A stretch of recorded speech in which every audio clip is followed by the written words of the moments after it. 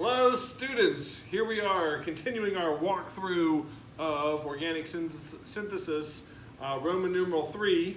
Here we are with number 4, 5, and 6 on that particular handout. By the way, I hope you caught my Twitch live stream last night. It was amazing. I think at my peak I had up to 2 viewers, which I think one of them was my mom, and I don't know who the other one was, but it was probably one of you. Or was my mom also watching on a second device? Could be either, but probably it was one of you. So I hope you saw that. I hope you enjoyed it. Let's check out 4, 5, and 6. Again, this is the super brief walkthrough, not the complete solutions. Looking from here to here, most of this seems fairly straightforward, right? I got this cyclopentane ring, same here. Oh, oxygen group, just a little bit different. The head scratcher is this one, right? So basically I just have to get rid of that. And as we've talked about, there's actually a couple of different ways you can get rid of a haloalkane. If it's secondary, we actually have a couple of different choices. You could do elimination. You could add OH minus, right? If you add OH minus, you will turn this into a double bond, but also because it's secondary, you also might get some substitution and some of it might turn into an alcohol. One way around that is to use LDA. LDA will convert this totally to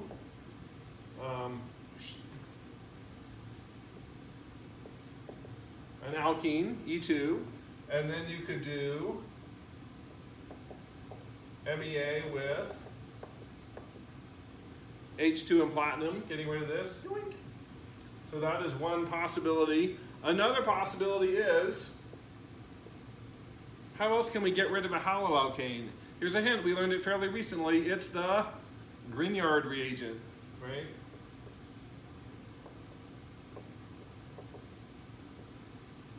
For Grignard, you could turn this into a Grignard, add a whole bunch of water, it just destroys the Grignard reagent.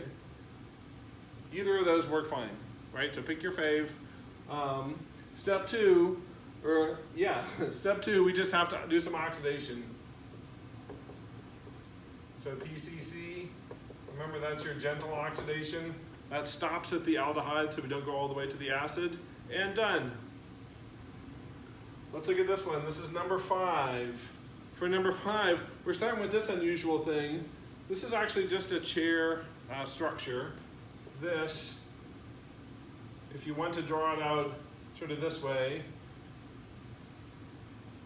if this is this O, then we have this, then this might be this methyl, and then, what is it, like that? I think that's right. So if you prefer to redraw it like this, totally fine. These two things mean the same thing, right? I'm just showing you the chair structure here because it's a 6-membered ring. All right, back to this one. A couple of different options here, but I would probably start and deal with this, right? The easiest way to deal with this is just add Cl2. That's a type of MEA. I like starting with this because this will not affect my ether ring here. So that will pull that off and put chlorine, say, here and here, right? Or if you prefer, here and here. And now we got to bust open that ether. Best way to do that, the only way we learned, ether decomposition. In this case, we're using HBr, our strong acid. It's the strong acid.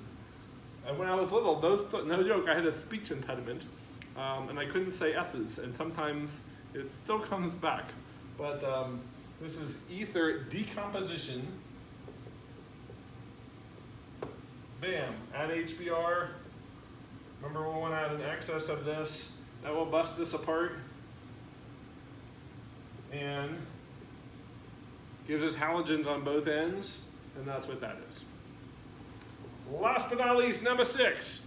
Check out what we got here. Check out what we got here. Use your carbon skeleton as a clue. So this is an ester. On this side of the ester, we got 2 carbons. On this side of the ester, we have 3 carbons. Over here in my reactants, notice that this is the 3-carbon piece, and this is the 2-carbon piece, right? So that gives us a huge clue. We got to use this to make this piece and that to make this piece, right? So counting is your friend. Also, let's think retrosynthesis. What's the last step? The last step in making an ester is making an ester.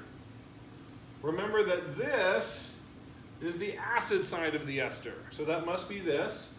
This was the alcohol side of the ester. Laxo. So here's probably your last step. Now it's not too hard. Now we need to take this piece and make it into here, and this piece and make it into here.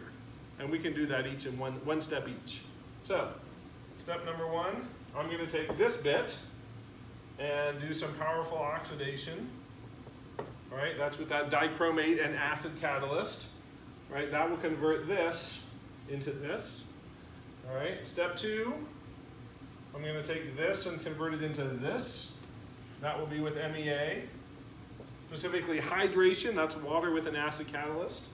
And step three, we're putting it all together. What is that reaction called? Where you make an ester? It's esterification by our good buddy, Emil Fischer. Bam! And we're out. See you later.